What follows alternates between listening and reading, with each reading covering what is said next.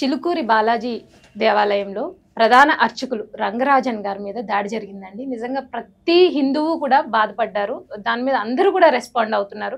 ఏంటి అంటే రామరాజ్యం నుండి కొంతమంది ఒక 20 మంది వ్యక్తులు వచ్చి ఆయన్ని వాళ్ళ సంస్థని వీళ్ళకి ఆధీనం చేయమని కూర్చుని చర్చించుకోవడం వేరు అండి. దాడి జరపడం అనేది నిజంగా చాలా సిగ్గుపడాల్సిన విషయం.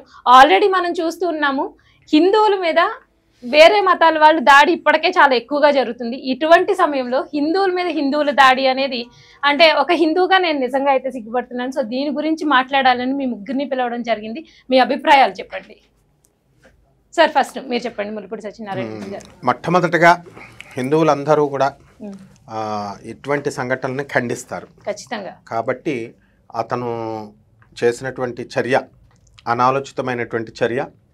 తర్వాత అతని అభ్యంతరాలు ఏమిటంటే ఆయన అడిగినప్పుడు ఇక్ష్వాకు వంశంలో భూమి మీద ఉన్నటువంటి వాళ్ళంతా ఇక్ష్వాకు వంశానికి సంబంధించిన వాళ్ళ కాదా, అది ఫస్ట్ ప్రశ్న అడిగారు. మొత్తం మీద మనం ఇక్ష్వాకు అంటే ఏంటంటే వాక్కు అంటే స్పీచ్ వర్డ్ అని అర్థం.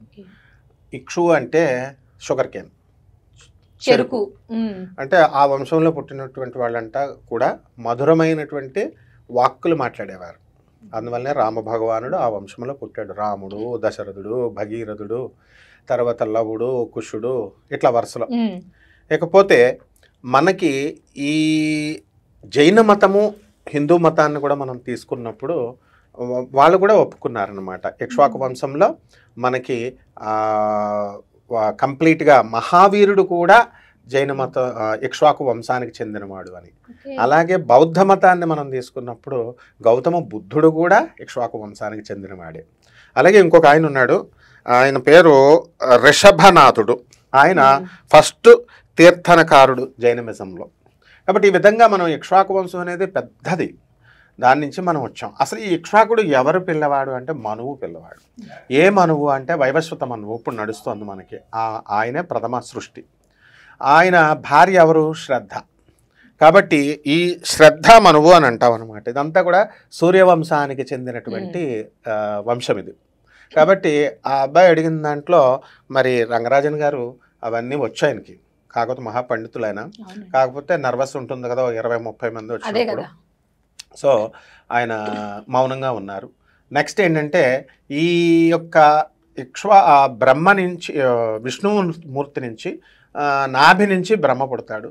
ఆ బ్రహ్మ నుంచి మనకి ఎవరు పుడతాడు? బ్రహ్మపుత్రుడు మరీచహ అంటాం. మరీచి పుడతాడు. అతని యొక్క సంతానము మనువు. ఇలా పరంపర అనేటటువంటిది మనకు వస్తుందన్నమాట. కాబట్టి గోత్రం. ఇకపోతే ఆ అబ్బాయి ఏంటంటే గోత్రాల మీద ఫైటింగ్ ఎక్కువ చేస్తున్నాడు. ఆ గోత్రాల్లో అతను ఏమని చెప్తున్నాడు? ప్రవర. మొత్తం అన్ని కులం లేని గోత్రం లేని వాడికి గోత్రం చిన్నజీర స్వామి పైన వేస్తూ ఆయన చిన్నజీర స్వామిని ఏమన్నాడు? వచ్చిన వాళ్ళందరికీ రామానుజ గోత్రం అని ఇస్తున్నారు మీరు, ఇది గోత్రం లేని వాళ్ళకి ఇవ్వండి మీరు రామానుజ గోత్రం అని. అలా కాకుండా ఉన్న వాళ్ళందరికీ కూడా గోత్రాలు మార్చేసి మీరు ఎలా ఇస్తారు అని అడుగుతున్నాడు. అయితే కామెంట్ సెక్షన్లో వాళ్ళ చిన్నజీర స్వామి వారు ఇచ్చిన స్పీచెస్కి భక్తులు ఆయన ఏం గోత్రం మార్చుకోమని చిన్నజీర స్వామి వారు చెప్పట్లేదు కదా అని చిన్నజీర స్వామి ఫాలోవర్స్ చెప్తున్నారు. కాబట్టి ఇది సైద్ధాంతిక పరమైనటువంటి యుద్ధం అంతే తప్ప వేరే వ్యక్తిగత కక్షలు ఇవేమి కాదు. అయితే మరి 3 రోజులు మనకి సుందరరాజన్ గారు ఆయన ఇట్లాంటి ఇవన్నీ పిల్లబచ్చా కేసులు ఆయనకి. ఎందువల్లంటే గుడిని దేవాలయాన్నే, చిలుకూరు దేవాలయాన్నే ప్రపంచవ్యాప్తంగా ఒక మంచి పేరు తీసుకొచ్చిన వ్యక్తి. తర్వాత ఎండోమెంట్స్ డిపార్ట్మెంట్ని కూడా ఇంటర్ఫియర్ కానివ్వకుండా ఉండి సిస్టమ్ అని తీసేసి జడ్జీలు సలహాలు ఇచ్చారని అంటారు. అలా చేసి చక్కగా ఆ హిందుత్వానికి మనకి చక్కగా మంచి పేరుని అంతర్జాతీయంగా తీసుకొచ్చినటువంటి గొప్ప మహానుభావుడు ఆయన. అంటే అందులోనూ వయోవృద్ధుడు, జ్ఞానవృద్ధుడు, బాగానే ఉంది. అయితే ఆయన ఏమంటున్నాడు? మేము అడిగిన దానికి ఏం ప్రశ్నలు చెప్పట్లేదు ఈయన, ఒక మంత్రం రాదు, ఒక స్వరం రాదు, ఒక లయ రాదు, ఇట్లా అన్నారు. అలాగే రామరాజ్యానికి రంగరాజన్ గారు ఏం చెప్తారంటే మిస్లీడ్ చేస్తున్నాడు, మిస్కన్సెప్షన్ చేసుకున్నాడు, సరిగ్గా అర్థం చేసుకోలేదు. రామరాజ్యం అనేది శ్రీరామచంద్ర ప్రభు రాజ్యం. ఇప్పుడు జరుగుతున్నది కూడా రామరాజ్యమే. ఇప్పుడు ఇక్ష్వాకు వంశమే అంతా జరుగుతున్నది కూడా. కాబట్టి ఇట్లా సైద్ధాంతికపరమైనటువంటి అంశాలు ఇవన్నీ కూడా. కాబట్టి వీటికి మనం ఏం చేయాలంటే అందరూ మీరు అన్నట్టుగా అందరూ కూర్చొని చేసుకోవాలి. ఇప్పుడు స్కాలర్స్ ఉన్నారు, పీఠాధిపతులు ఉన్నారు, ఇదిగో మనం ప్రవచనకారులు ఉన్నారు, చక్కగా ఆధ్యాత్మికవేత్తలు ఉన్నారు. ఇప్పుడు అందరినీ ఒక సమాధానపరుచుకుంటూ వెళ్ళాలి. జగద్గురు ఆదిశంకరాచార్యులు వారు ఏం చేశారు, అప్పటికి ఆయన ఎమర్జెన్సీ అయ్యేసరికి సాక్షాత్ పరమేశ్వరుడే, ఆయన శివుడే కదా, అందరినీ ఖండించవచ్చు కదా, అట్లా చేయలేదు ఆయన. ఆయన మొత్తం అప్పటికి 64 కౌలాచార మతాలు, సమయాచార దక్షిణాచారం పెట్టారు కదా. ఆ తర్వాత అనేక రకమైనటువంటి వామాచార పద్ధతులు, కాపాలికం, ఇట్లాంటి అన్నిటిని ఆ పెద్దలను కూర్చోపెట్టి డిస్కస్ చేసి వాళ్ళని ఒప్పించి సర్వజ్ఞ పీఠానికి ఆయన గురువుగా, జగద్గురువుగా వాళ్ళు ఎక్కిచ్చారు. ఆయన ఎక్కల. అప్పటికి కూడా సరస్వతీదేవి టెస్ట్ చేసి కూర్చోబెడుతుంది. ఈ విధంగా వెళ్ళాలి. ఆయన ఏం చేయాలి, నిజంగా రామరాజ్యం చేయాలి అని అనుకుంటే మనం చక్కగా అందరినీ ఒప్పించి, ఇప్పుడు ఒక చీఫ్ మినిస్టర్ ఉంటాడు, క్యాబినెట్ ఆఫ్ మినిస్టర్స్ ఉంటారు, అందరినీ ఒప్పించి cabinet minister, council of ministers అంతా కూడా సైన్ చేసి ఏకగ్రీవంగా తీసుకొచ్చి అప్పుడు జీవో పాస్ చేస్తారు. అంతేగాని ఎవరిష్టం వచ్చినట్టు వాళ్ళు పాస్ చేసిన ప్రభుత్వాలు ఇప్పుడు కుప్పకూలిపోయినాయి అన్నీ కూడా. ఏకపక్షంగా ఎప్పుడు కూడా చేయకూడదు. కాబట్టి ఈ అబ్బాయి చేస్తున్నటువంటి ధార్మికమైనటువంటి పోరాటం తప్పుదోవలో వెళ్ళాడు. అసలు ట్రేస్ పాసింగ్ చేయకూడదు, చట్టానికి ఇవన్నీ అనవసరం అండి. చట్టం నువ్వు అవతల వాళ్ళ ఇంటికి వెళ్ళావా లేదా, అంతే, మిమ్మల్ని తీసుకెళ్ళి మేము వేసేస్తాం జైల్లో, దట్స్ ఆల్, అంతే పోలీస్ డ్యూటీ. తర్వాత ఎంక్వైరీ ఉంటుంది, enquiry it is common. So law it will take its own action of course, దాన్ని చట్టపరంగా దాని ప్రకారం చేసుకుంటూ ఉంటుంది. కాబట్టి అతను వెళ్ళిన విధానము చాలా తప్పు. రెండవది ఏంటంటే వ్యక్తుల మీద దాడి చేయకూడదు. గురువుగారు అయినటువంటి చాగంటి కోటేశ్వరరావు గారి మీద కూడా అప్పట్లో ఈ యొక్క యాదవ సంఘాలు అందరూ వాళ్ళ ఇంటి మీదకి వెళితే ఆయన చక్కగా చెప్పారు, వాళ్ళు కూడా చాలా మర్యాదగా ప్రవర్తించారు వాళ్ళు. అలాగే విశ్వబ్రాహ్మణ సంఘాలకు మన గురువుగారు గరికపాటి నరసింహారావు గారి ఇంటికి కూడా వెళ్ళినప్పుడు వాళ్ళు కూడా చాలా గౌరవంగా అడిగారు, గురువుగారు కూడా గౌరవంగా సమాధానాలు ఇచ్చారు. ఏ పోలీస్ కేసులు లేవు. మరి ఇక్కడికి వచ్చేసరికి సౌందరరాజన్ ఒక పోరాట పటిమ ఉన్నటువంటి యోధుడు, ఆయన ఊరుకోడు, సెంట్రల్ గవర్నమెంట్ గడగడలాడించినటువంటి వ్యక్తి. కాబట్టి దేవాదాయ శాఖాన్ని అయితే ఆడుకున్నాడని చెప్పాలి మనం. సో అంతగా ఆన్ పార్ ప్యారలల్ గవర్నమెంట్ లాగా ఎండోమెంట్స్ డిపార్ట్మెంట్ ప్యారలల్గా చేసినట్టుగా పరిపాలించారు ఆయన. కాబట్టి అటువంటి ఆయన ఇలాంటి పిల్లబచ్చా కేసులను ఆయన పట్టించుకోడు. కాబట్టి చాలా డేర్గా వెళ్ళి పోలీస్ కేసు అనేది ఫైల్ చేయడం జరిగింది. ఈ రోజున కేటీఆర్ గారు వీళ్ళు అన్ని విపక్షాలన్నీ కూడా మద్దతు ప్రకటిస్తున్నాయి. కాబట్టి ఇలా జరుగుతూ ఉంటుంది. ఇది సైద్ధాంతికపరమైనటువంటి యుద్ధం అయి ఉండాలి, అంతేగాని వ్యక్తిగత దోషణలు, వ్యక్తిగత ద్వేషాలు చేయకూడదు. వాళ్ళు కూడా కొంచెం ర్యాష్గా ఉన్న సిద్ధాంతపరంగానే అడిగారు. చూద్దాం, మరి ఈ చట్ట పరిధిలోకి వచ్చేసారు కాబట్టి ఇక చట్టం దాని కోర్సు దాని పైన చేసుకుంటూ ఉంటుందమ్మా. Right sir. ముఖ్యంగా రంగరాజన్ గారిని మనం వెళ్ళినప్పుడు చూస్తూ ఉంటామండి. చిలుకూరు బాలాజీ టెంపుల్, ప్రతి ఒక్కళ్ళం ఆ టెంపుల్తో అనుబంధం ఉన్నవాళ్ళమే మనందరం. వెళ్ళినప్పుడు చక్కగా పక్కన నుంచి అందరి చేత గోవిందనామాలు చెప్పిస్తూ ఉంటారు. అలాగే అసలు చెప్తూ ఉంటారు, మీరు హుండీలో డబ్బులు వేయాల్సిన అవసరం లేదు అని, అంటే అవేర్నెస్ తీసుకొస్తూ ఉంటారు భక్తుల్లో కూడా. సో అటువంటి పెద్దవాళ్ళ మీద దాడిని మీరు ఏ విధంగా ఖండిస్తారో చెప్పండి సుజలక్ష్మి గారు. ఇప్పుడు దాడి అనేది అక్కడ ఆల్రెడీ జరిగిపోయింది. ఇంకొకటి ఏంటంటే దీంట్లో ప్రధాన అర్చకులు ఆయన కూడా మనకి అసలు అర్చకుడు అంటే ఏమిటి, మనకి దేవుడికి మనకి మధ్యలో ఆయన ఒక వారధి, అవును కదా. సో అలాంటి వ్యక్తిని కింద కూర్చోబెట్టి, ఇప్పుడు అక్కడ ఏదైనా పక్కన పెట్టండి, ఇప్పుడు అతను సైన్యానికి, అతను జనాలు, సైన్యం అని పేరు పెట్టుకున్నాడు అతను కొంతమంది జనాలను పూజ చేసి ముందర బయట చూసి ఒక వ్యక్తిని చూసినప్పుడు చేతులు దండం పెట్టేలా ఉండాలి, బాబు నాయన వచ్చావని.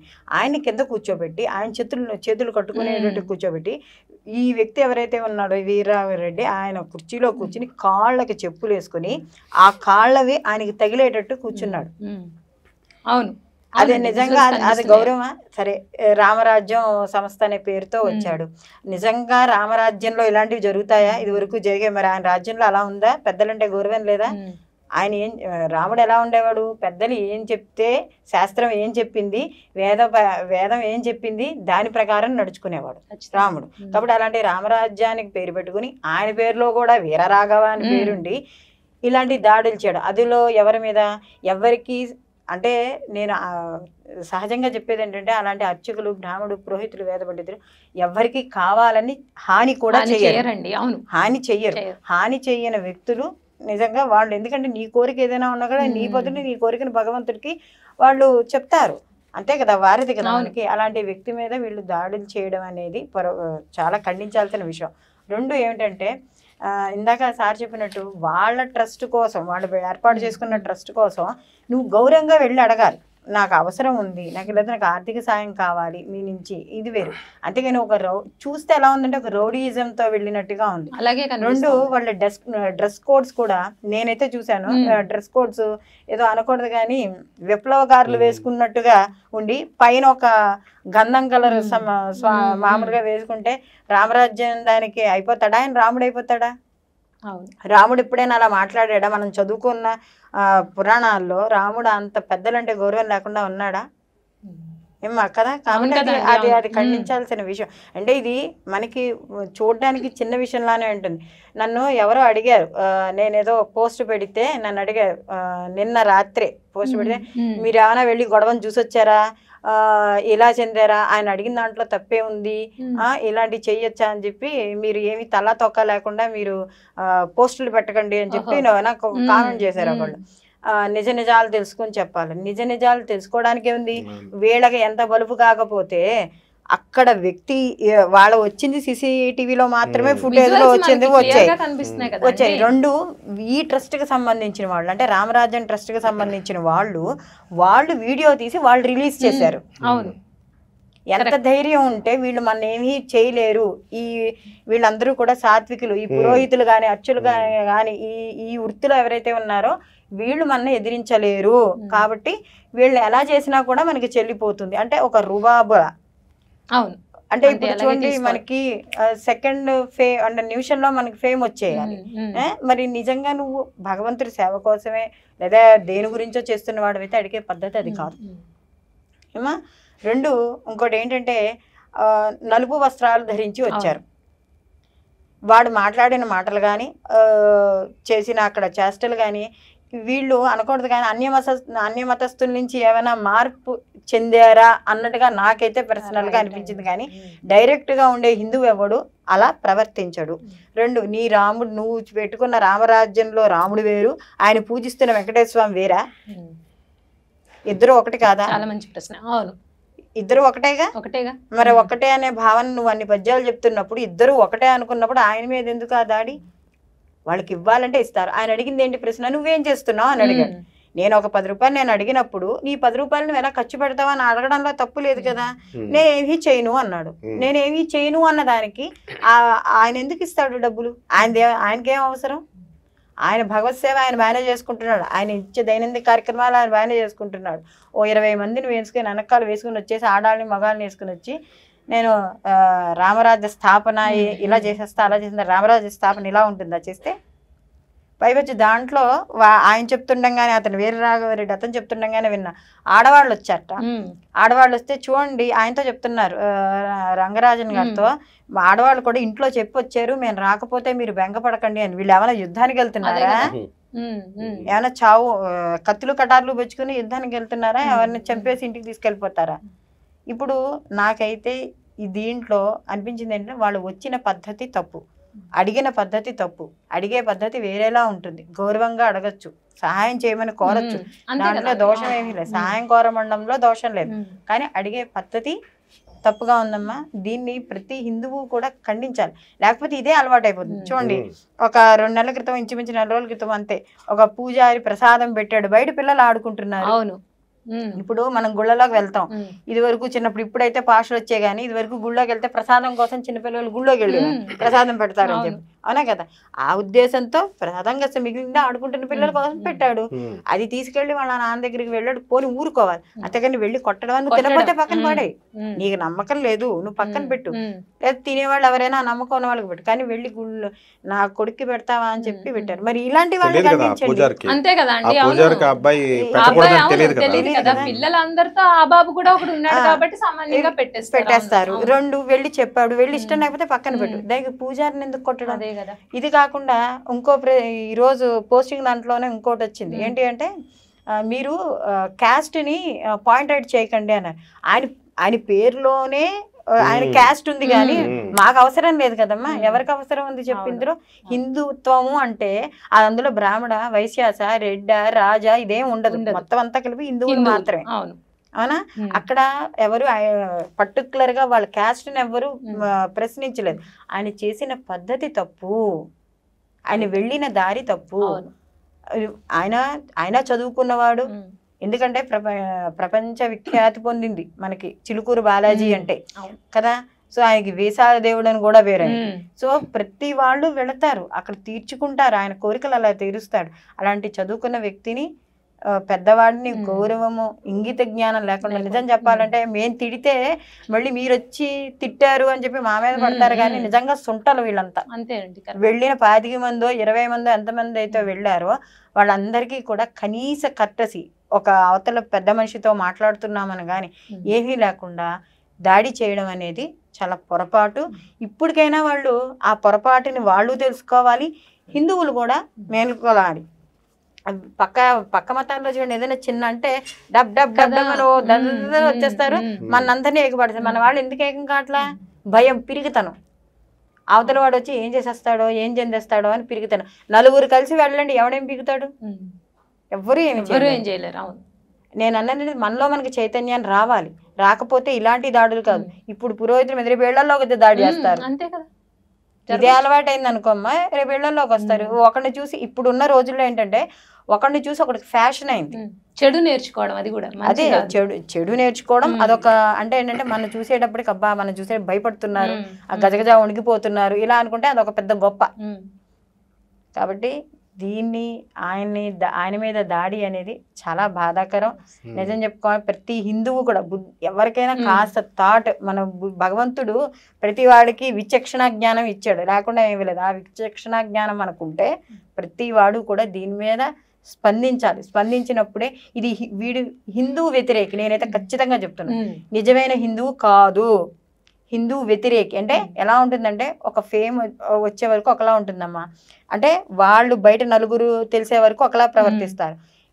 సరే నలుగురు వీడు చేసే పనులు మంచి పనులు, అబ్బా ఇది బాగా చేస్తున్నాడు అనుకునేటప్పటికి అసలు రూపం బయటపడుతుంది. ఆ అసలు రూపమే నిన్న బయటపడిన వంకర బుద్ధి. తర్వాత గోత్రాల గురించి అడుగుతున్నారు కదా. గోత్రాలు అనేది మహా సముద్రం. అది ఉదాహరణకి శివుడికి పార్వతికి పెళ్లి చేసేటప్పుడు పంతులు గారు అడుగుతారు శివుడిని, మీ గోత్రం ఏమిటి స్వామి అని. నవ్వుతాడు శివుడు, ఓం అనేది నా గోత్రము అంటాడు. అంటే అన్ని గోత్రాలు. అలాగే ఈ యొక్క ఇక్ష్వాకు వంశానికి కాశ్యప గోత్రం, ఎందుకనంటే కశ్యప మహర్షి, అదితి వీళ్ళు పెళ్లి చేసుకున్నారు, వచ్చారు. అన్ని గోత్రాలు వస్తాయి. మరి ఆయన ఏంటో క్షాత్రధర్మం, మీ దాంట్లో ఉన్న వాళ్ళలో క్షాత్రధర్మం ఏమిటి, ఎంతమంది గోత్రాలు ఏదో అడుగుతున్నాడు అట్లా. మీ దాంట్లో ఎంతమంది పూజారులు, వాళ్ళ సంగతి మాకు తెలీదా? ఎవరి అంటే ఒక బెదిరింపు చర్య. ఒక అంటే చూడండి, ఒకసారి మనిషిని భయపెట్టేసామనుకో డౌన్ అయిపోతాడు. అది అంతమందిని చూసేటప్పుడు సహజంగా నర్వస్ అనేది వస్తుంది సహజంగాను. అందులో వాళ్ళ వేషధారణ కానీ వాళ్ళు వచ్చే పద్ధతి కానీ, ఆయన దగ్గర కూర్చొని మీ రాముడు అంత తెల్లగా లేనంటే ఇంకా నువ్వు మీ రాముడు అని ఆయన దగ్గర సంబంధించినప్పుడు మరి నువ్వు పెట్టుకున్నది ఆ రాముడు పేరే కదా. మరి అంటే నీ దగ్గర ఉన్న రాముడు వేరు, ఆయన దగ్గర ఉన్న రాముడు వేరు, నా దగ్గర ఉన్న రాముడు వేరా? అదే కదా, రాముడు ఎవరికైనా ఒకటే కదా రాముడు. అలా ఉందమ్మా. కాబట్టి దీన్ని తప్పకుండా అందరం ఖండించాలి. ఖండించకపోతే ఇదే జనాల్లోకి వెళ్ళడం అలవాటు అయిపోతుంది. సిద్ధాంతాల పరంగా చర్చ వేరండి, వ్యక్తిగత దాడులు వేరు. ఇప్పుడు జరిగింది వ్యక్తిగత దాడి. అలాగే రామరాజ్యం అని పేరు పెట్టుకున్న వాళ్ళు రౌడీ రాజ్యంగా చేశారు అని చెప్పొచ్చు. దీని మీద మీ అభిప్రాయం చెప్పండి. చాలా చక్కటి అంశము. అలాగే దీనిపైన ప్రతి ఒక్క హిందువు, అలాగే ప్రతి ఒక్క హిందూ సంఘాలు కూడా స్పందించాల్సినటువంటి సమయం. అయితే ఇది సబ్జెక్ట్లకి వెళ్లే ముందు ఏంటంటే, రామరాజ్యం అనేటువంటి రఘువీరారెడ్డి అనేటువంటి ఒక సంస్థ పెట్టుకొని ఈరోజు చిలుకూరు బాలాజీ స్వామి వారు అయినటువంటి సిఎస్ రంగరాజన్ స్వామి వారి దగ్గరికి వెళ్ళేసి చేసినటువంటి దాడిని, అలాగే ఈరోజు మా సంస్థ శ్రీరామరాజ్యం హిందుత్వ చైతన్య వేదిక ట్రస్ట్ అనేటువంటి రామరాజ్యానికి శ్రీరామరాజ్యం హిందుత్వ చైతన్య వేదిక ట్రస్ట్ కి ఏ సంబంధము కూడా లేదు. శ్రీరామరాజ్యం హిందుత్వ చైతన్య వేదిక ట్రస్ట్ వ్యవస్థాపక అధ్యక్షులు అంబావతుల అండకొండ రాముడు మాత్రమే. మాకు ఎటువంటి సంస్థలు లేవు. ఈ సంస్థ వచ్చేసి ఎవరికి కూడా మేము ఇలాంటి పేరు గల వారికి మేము ఇవ్వలేదు, మాకు ఎటువంటి సంబంధం కూడా లేదనేటువంటి మళ్ళీ నేను మీడియా ముఖంగా చెప్తున్నాను. అలాగే నిన్నటి నుంచి కూడా చాలా మంది నాకు కూడా కాల్ చేశారు, ఏంటి అండకుండా ఇలా చేశారు రామరాజ్యం అనేది. మాది రామరాజ్యం, శ్రీరామరాజ్యం. ఏదైతే ఆ రాముడు కోరుకున్నటువంటి ఈ అఖండ భారతదేశంలో మనం ఏదైతే రామరాజ్యం కావాలనుకున్నాం, శ్రీరామరాజ్యం కావాలనుకున్నామో, ఆయన వేదవాక్కు అనేటువంటి ఆ రాజ్యం కొరకు పనిచేసినటువంటి సంస్థ శ్రీరామరాజ్య హిందుత్వ చైతన్య వేదిక ట్రస్ట్. సో ఈ పాయింట్ నేను క్లియర్ ఇస్తూ, అలాగే సబ్జెక్టులకి ఏదైతే చిలుకూరు బాలాజీ స్వామి వారి యొక్క దేవస్థానం యొక్క ప్రధాన అర్చకులైనటువంటి సిఎస్ రంగనాథన్ స్వామి వారి విషయం పైన ఎవరైతే రామరాజ్యం అనేటువంటి పేరు పెట్టుకొని వెళ్ళి స్వామివారి పైన 20 మంది దాడి చేశారనేటువంటి మీడియాలో రావడము, అలాగే స్వామివారి యొక్క ఆ స్థితిగతులు చూసినప్పుడు, ఆ యొక్క దృశ్యాలు చూసినప్పుడు అయితే మాకైతే కళ్ళలో నుంచి నీళ్ళు వచ్చినాయి. ఫస్ట్ ఇది చాలా బాధాకరమైన విషయము, చాలా ఖండించదగ్గ విషయము కూడా. అయితే ఇతను ఏదైతే పాయింట్ లేవనెత్తాడో, ఇతను ఏదైతే స్వామివారి దగ్గర ప్రధాన అర్చకుల దగ్గరికి వెళ్ళేసి ఆయన అడిగే ధైర్య సాహసం చేశాడో, గౌరవం ఇవ్వాల్సినటువంటి స్వామివారికి అర్చామూర్తి అయినటువంటి ఆ పూజారి అయినటువంటి స్వామివారి దగ్గరికి వెళ్ళి ఈ విధమైనటువంటి ప్రశ్నలు వేస్తున్నారే, ఎప్పుడైతే అన్య మతస్థులు శ్రీ రామరాజ్యం అనేటువంటి మూవీ తీసేసి హిందువుల మనోభావాలను అలాగే రామభక్తుల యొక్క మనోభావాలు దెబ్బతీయడం ఎక్కడికి వెళ్ళాడు ఈడు అని మేము అడుగుతున్నాం. అలాగే నీకు 15 నిమిషాలు టైం ఇస్తే హిందువుల్ని కోస్తా అన్నటువంటి అప్పుడు ఇతను ఏమైపోయినాడు అని సూటిగా ప్రశ్నిస్తున్నాం. ఈ రోజు బ్రాహ్మణుడు అర్చక స్వాములు అంటే నీకు అంత చులకనైపోయి ఈ రోజు నువ్వు వెళ్ళేసి దాడి చేస్తావా 20 మందిని వేసుకుని వెళ్ళి? అంటే నువ్వు అడుగుతున్న సంస్థలు ఇస్తారా? గుళ్ళు దేవస్థానం సంస్థకి ఇవ్వాలనా? ఏ రోజు నువ్వు పోయి చేసినా ఆ గుడి కోసం ఏమైనా చేసావా? ఒక రోజు పోయిన చీపురు పట్టి గుడి అంతా కూర్చావా? లేదే. ఈ రోజు అర్చక స్వాముల వారికి నువ్వు ఏమీ తెలియదు అనేసి నువ్వు ఆ విధంగా అడిగే పద్ధతి ఉంటదండి. అవునండి, పద్ధతి ఉంటది. ఏదైనా సరే నువ్వు ఒక పద్ధతి ప్రకారం వెళ్ళాలి. జగద్గురులు ఉన్నారు కదా, ఏదైనా ఒక గోత్రాల విషయంలో సంబంధించినప్పుడు కానీ లేదని అంటే ఆ నామాల విషయంలో వచ్చినప్పుడు కూడా నువ్వు జగద్గురుల వారికి అందరికీ కూడా ఆమ్నాయ పీఠాలకి కానీ లేదా ఆ సంప్రదాయానికి ఏదైతే వైష్ణవ సంప్రదాయం వచ్చింది అనుకోండి, వైష్ణవ సంప్రదాయం జగద్గురుల వారికి ఆచార్యులకి మనం ఒక లెటర్ ఇచ్చేసి, అయ్యా ఈ విధమైనటువంటి సందేహాలు వచ్చినాయి, ఈ విధమైనటువంటి అపచారాలు జరుగుతున్నాయి, సో వీటిపైన ఒక చర్చ ఏర్పాటు చేయండి, ఒక ధార్మిక సదస్సు ఏర్పాటు చేసేసి దీనిపైన చర్చ చేయడానికి నేను సిద్ధంగా ఉన్నాను, నా ప్రశ్నలు ఇవి. సో అటువంటి వారు అబ్జెక్షన్ ఇవ్వనటువంటి ఒక చర్చాకారిక ధార్మిక పరిస్థితి అనేది ఉంటుందండి. సో అలాంటిది నువ్వు ఏర్పాటు చేయకోకుండా నీ చట్టాన్ని నీ చేతిలోకి తీసుకొని ధర్మాన్ని కూడా నీ చేతిలోకి తీసుకొని ఈరోజు దాడి చేస్తావు. అది ధర్మమేనా? ఈరోజు రామరాజ్యము శ్రీరామరాజ్యానికి నువ్వు చెడ్డ పేరు తెచ్చినావు. ఈరోజు శ్రీరామరాజ్యానికి చెడ్డ పేరు తెచ్చినావు, రాముడు వారికి నువ్వు చెడ్డ పేరు తెచ్చినావు. అలాంటి స్వామివారి దగ్గరికి వెళ్ళి నీ రాముడు నా రాముడు అనేటువంటి భేదాభిప్రాయాన్ని దగ్గర చూపిస్తున్నావే, నువ్వు హిందువేనా?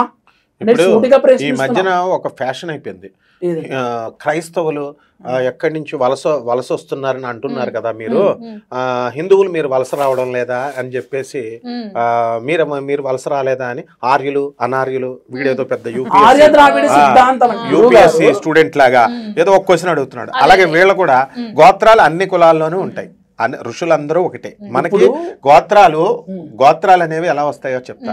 మన ఋషుల్ని బట్టి వస్తాయి. ఇప్పుడు మరీచ్ మహర్షి కొడుకు మనకి ఈ కశ్యప్ మహర్షి నుంచి వచ్చింది. ఓకే, 8 గోత్రాలు ఉన్నాయి బ్రాహ్మణులు.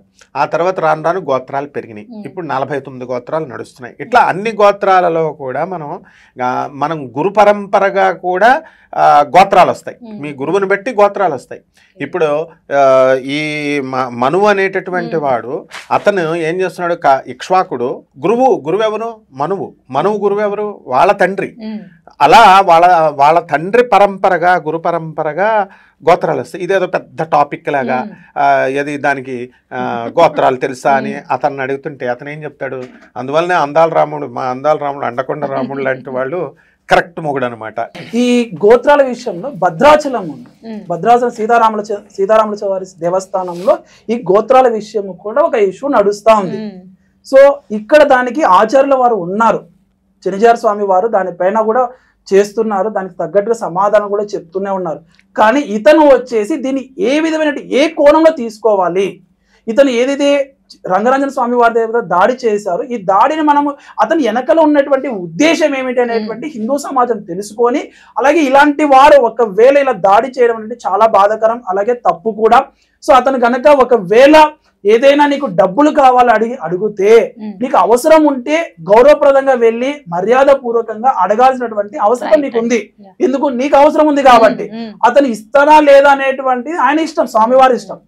ఒకవేళ నువ్వు ధర్మంగా ఉంటే, ధర్మాత్ముడుగా ఉంటే, ధర్మరక్షణ నువ్వు చేస్తుంటే ఎంతమంది స్వామీజీలు ఇచ్చేవాళ్ళు లేరండి? చాలా మంది ఉన్నారు. ఎంతమంది అర్చకులు ఇచ్చేవాళ్ళు లేరు? ఎంతమంది బ్రాహ్మణులు ఈ రోజు నీకు చెయ్యి ఇచ్చేసి నువ్వు నడువునైనా ధర్మ పరీక్షలో ముందుకు వెళ్ళేటువంటి నడిపించే వాళ్ళు ఎంతమంది ఉన్నారు? సో లెక్కలేని మంది ఉన్నారు కదా. సో నువ్వు ఈ రోజు అందరి దగ్గర ఆ విధంగా వెళ్ళి దాడి చేసి ఆ స్వామివారు కూర్చొని ఇంకా ఏమి చేయలేనటువంటి దీన స్థితిలో ఉన్నారు. చాలా బాధాకరమైనటువంటి విషయము. అలాగే ఎవరైనా సరే ఇతను చేసినటువంటి చర్యమేమో శ్రీరామరాజ్యం హిందుత్వ చైతన్య వేదిక ట్రస్ట్ నుంచి ఖండిస్తున్నామండి. అలాగే ఇంకొకసారి ఇది చట్ట పరిధిలో ఉంది కాబట్టి చట్టం తన పని తను తీసుకుని వెళుతుంది. అలాగే మేము చట్టాన్ని కూడా గౌరవిస్తాం. ఎవరు కూడా చట్టాన్ని మీ చేతిలో తీసుకొని దురాక్రమణకు పాలు కాకండి. ఎందుకనంటే ఈరోజు చూడండి, అతను ఈ రాఘవరెడ్డి అనే అతను ఏ విధంగా అయినాడో చట్టంలో అరెస్ట్ చేశారు. ఆల్రెడీ ఎఫ్ఐఆర్ కూడా బుక్ అయింది. ప్రతి ఒక్కరు కూడా ఏదైనా దేవస్థానంలో కానీ అర్చకులు కానీ ఏదైనా తప్పు జరిగితే మీరు ఫస్ట్ మనం చేయాల్సింటే హిందూ సంఘాలు చెప్పాలి, లేదంటే ఆచార్యులు ఉన్నారు, జగద్గురులు ఉన్నారు కదా. జగద్గురులు ఉన్నప్పుడు వాళ్ళ దగ్గర తీసుకెళ్ళాలని సమస్యలు జరుగుతున్నాయని నీ కొద్ది నువ్వు తీసుకెళ్ళి ఈరోజు చూడండి ఎంత కూడా చెడ్డ పేరు కదా. మొత్తం అందరు ఎక్కడ చూసినా కూడా రామరాజ్యం దాడి. ఇప్పుడు ఎంత బాధ అనిపిస్తుంది. మన శ్రీలక్ష్మి గారు వచ్చారు, ధైర్యంగా చక్కగా చెప్తున్నారు. ప్రతి ఒక్కళ్ళు ఇప్పుడు హిందూ సంఘాలు ఉన్నాయి చాలా, అన్ని స్పందించాలి కదా. మరి ఆడవాళ్లే వచ్చి స్పందిస్తుంటే మీరు మేము సద్గురువులు, మేము సిద్ధ గురువులు, మేము జగద్గురువులు అని చెప్పుకునేటటువంటి కపట బ్రాహ్మల, కపట జ్యోతిష్కుల, కపట మంత్రగాళ్ళంతా ఏమైపోయారు. ఇప్పుడు రావాలి, మీడియాకి రావాలి. అప్పుడు చిన్నజీరి స్వామి వారు చెప్తారంటుంటే పాపం ఆయన్నే అంటుంటే ఇంకా చిన్నజీరి స్వామి వారు ఏం చెప్తారు? ఇప్పుడు ప్రజెంట్ మనం జరుగుతున్నదే, ఎవరు రారు ఏమొస్తారు, ఎన్ని తప్పుడు ప్రచారాలు చేశారు కుంభమేళకి. ఎవరు వెళ్ళడం ఆగాడు చెప్పండి? ఎవరు వెళ్ళడం ఆగారు? ఎవరు వెళ్ళడం ఆగలేదు కదా. అందరూ వెళ్తున్నారా? 50 కోట్ల మంది వెళ్తున్నారు. అక్కడ ఉన్న హిందువులందరూ ఒక్క చోట కలిసేటప్పటికి ఇక్కడ వీళ్ళకి గుండెల్లో గుబులుగా ఉంటుంది. దాన్ని కూడా పాడు చేయడానికి ఎంత ప్రయత్నిస్తున్నారు. అంత పవిత్ర స్థలాన్ని కూడా అక్కడికి వెళ్ళిన వాళ్ళు కూడా ఇష్టం వచ్చినట్టు ఎలా చేస్తున్నారు. దేనికి ఇప్పుడే ఏం చేయలేకపోతున్నారు. అక్కడ యోగి ఆదిత్యానంద గారు చేస్తున్న ఆయన కూడా ఎందుకు చేయలేకపోతున్నారు? అక్కడ హిందువులంతా ఒక చోట సంఘటితం అయ్యారు కాబట్టి అక్కడ ఏం చేయలేకపోతున్నారు. నేను చెప్పేది అదే, చిన్నో చితకో ఒకసారి దాడి జరిగింది అని అన్నప్పుడు వెంటనే అందరూ స్పందించాలి. ఎప్పుడైతే స్పందిస్తారో, ఎవరైతే అంటే ఇప్పుడు ఆయన అక్కడ వరకు వెళ్ళాడంటే అసలు ఇన్నర్ ఫీలింగ్ ఏంటి చెప్పండి? ఈయన ఏం చేయలేడు అంతే. అదే ఇప్పుడు ఆయన అంతలా వెళ్ళాడు అంటే ఆయన ఏం చేయలేడనేగా. ఉందిలే కాసేపు వింటాడు, కూర్చుంటాడు, బ్రాహ్మణుడు ఏం చేస్తాడు అని ఒక రకమైన ఆయనకి అహంకారం అనుకోవచ్చు, లేకపోతే ఏదైనా అనుకోవచ్చు ఆయన మనసులో. అదే చేస్తాడు అనే భయం ఉంటే జోలికి పోయేవాడు కాదు. ఇప్పుడు వెళ్ళమనండి, మళ్ళీ ఇప్పుడు రేపు వచ్చిందా రేపు వెళ్ళమనండి, ఎలా ఉంటుందో. ఇంక మళ్ళీ చెప్పుకుందుకు కూడా ఇంకో చోట ఉండదు.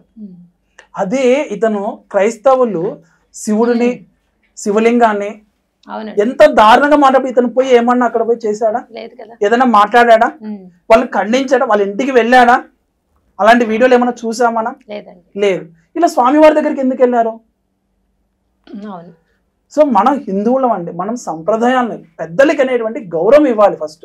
సరే అండి, ఆయన సోషల్ మీడియా కొంతమంది ఏదో ట్రోల్ చేస్తున్నారు, ఆయన ముస్లిమ్స్ కి ఆవుని ఇచ్చారని, ఏదో స్థలం ఇచ్చారని. అయ్యో దానికి ఏంటి అక్కడ కారణం అని కనుక్కొని హిందూ సమాజాన్ని తెలియజేయి. సెక్యులర్ స్వామినా లేక ఏదో నీకు అక్కడికి వచ్చినప్పుడు నువ్వు అక్కడ చెప్పాలి, అంతేగాని నువ్వు వెళ్ళేసి నీ ఇష్టానుసారంగా దాడి చేసేసి ఈరోజు ఏమైపోయింది.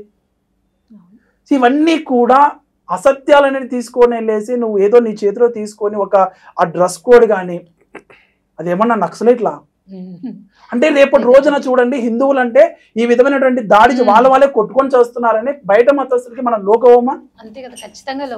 సో కాబట్టి ఏదైనా సరే మనం మన ఇంట్లో సమస్య అయినప్పుడు మన అందరం కూడా పెద్దలందరూ కూర్చోబెట్టి మాట్లాడే ప్రయత్నం చేద్దాం. అందుకే కూడా చక్కగా కూడా ఆంధ్రప్రదేశ్ ప్రభుత్వాలు కూడా, ఆంధ్రప్రదేశ్ రాష్ట్రంలో కూడా మాన్యశ్రీ డిప్యూటీ సీఎం గారు పవన్ కళ్యాణ్ గారు ఒక మంచి సనాతన ధర్మ పరిరక్షణ బోర్డు రావాలనేటువంటి లేవనెత్తారు అంశం పైన. మనకు కూడా మంచి ప్రభుత్వం కూడా ఉంది పెద్దల పైన కూడా. సో కాబట్టి ఏంటంటే ఇలాంటి సమస్యలు మళ్ళీ పునరావృతం కాకుండా ఉండడానికి సనాతన ధర్మ పరిరక్షణ బోర్డు ఏర్పాటైతే మనం ఒక బోర్డుకు అనేటువంటి మనం రిక్వెస్ట్ పెట్టి కంప్లైంట్ అనేది రేజ్ చేసినప్పుడు ఇట్లాంటి అనేటువంటి సమస్యలు అనేటువంటి బయటికి రాకోకుండా ఒక సమస్యకి పరిష్కారం దొరికే మార్గంగా ఉంటుంది. అలాగే ఇలాంటి వారు ఇంకొకరు ఎవరైనా సరే ఇతను చూసేసి ఇంకొకరు ఎవరు తయారవ్వకండి. అలాగే మన గురువులని, మన ఆచార్యులని, మన స్వామీజీని, అర్చక స్వామీజీని కాపాడుకుందాం. ఎందుకనంటే ఇప్పుడు ఎన్నో దేవాలయాలకు ఇంకొక విషయం అటువంటి రంగనాథ స్వామి గారి గురించి చెప్పాల్సిన విషయం ఏంటంటే ఎండోమెంట్ అంశం. ఎండోమెంట్ ని ఆ గుడ్లేకి రాకోకుండా చేసినటువంటి ప్రధాన ఉదాహరణ ఏం చెప్పాలంటే రంగనాథ స్వామి వారే చెప్పాలి. ఎందుకనంటే అసలు ఉండి వ్యవస్థను అక్కడ పెట్టకూడదు. ఈ రోజు మేము కూడా ఒక దేవస్థానం స్వయంభూ శ్రీ పుష్పాచలేశ్వర స్వామి దేవస్థానం జీర్ణోద్ధరణ చేసి ఈ రోజు పూజా కార్యక్రమం చేస్తున్నాం. ఎండోమెంట్ మాకు వద్దు. మనం అందరం కూడా ఏమైతే ఏంటి ప్రభుత్వ కబంధ హస్తాల నుంచి మన దేవాలయం అనేటువంటి మన హిందువులకే రావాలి అనేటువంటి మనం బలమైన సంకల్పం తీసుకొని ప్రతి ఒక్క హిందూ సంఘం కూడా ప్రయత్నం చేస్తుంది. ఆ విధంగా దిశగా అడుగులేస్తూ పోరాటం కూడా చేస్తుంది. ఈ రోజు నువ్వు అలాంటి దిశలో మనం ఆదర్శం ఉన్నటువంటి శ్రీ ఎస్ రంగనాథన స్వామి వారిని ఈ రోజు నువ్వు దాడి చేసినావంటే దాన్ని ఏ విధంగా జీర్ణించుకున్నావు హిందూ సమాజం? ఒక్కసారి ఆలోచన లేదా? ఇలాంటి వ్యక్తులు ఇంకా ఏంటంటే మనకు ఇంటర్నల్ గా తెలిసింది ఏంటంటే స్వామివారి ఫిజికల్ దాడి కూడా అని అంటున్నారు. అవును అంటున్నారండి. చాలా బాధాకరం. ఆ విషయంలో విజువల్ వస్తే స్వామివారి యొక్క అభిమానులు కానీ ఆయన ఆదరించే వాళ్ళు లేదంటే ఆ సంప్రదాయానికి ఇచ్చే ఏ విధంగా ఉంటుంది సమాజం ఎంత అలజడి వస్తుంది, ఎంత బాధాకరం. సో ఇలాంటి వాడిని హిందూ సమాజం పెద్దల ప్రతి ఒక్కరు కూడా ఆలోచించండి. లేదనంటే మీరు అతను చేసేటువంటి సోషల్ మీడియాలో అసత్య ప్రచారాలు కూడా నమ్మకండి. ఎందుకనంటే సిఎస్ రంగనాథ స్వామి వారు చేసినటువంటి సనాతన ధర్మానికి విశేషమైన కృషి, ధర్మ పరీక్షకు కూడా ఎవరు పిలిచినా కూడా ముందుండి అందరినీ కూడా ఆదరించి ముందుకు నడిపిస్తున్నటువంటి మహనీయులు సిఎస్ రంగనాథ స్వామి వారు కూడా. సో మనందరూ కూడా స్వామి వారికి సపోర్ట్గా ఉందాం. మేము కూడా శ్రీరామరాజ్యం హిందుత్వ చైతన్య వేదిక ట్రస్ట్ నుంచి మా యొక్క మద్దతు తెలియజేస్తున్నాం. స్వామివారు చల్లగా ఉండాలి. ఆ చిలుకూరు బాలాజీ స్వామి వారు ఇలాంటి తప్పిదం చేసిన వాటిని క్షమించి వాళ్ళకి మంచి మనసును స్వామివారికి మంచి రక్షణ కలిగించాలని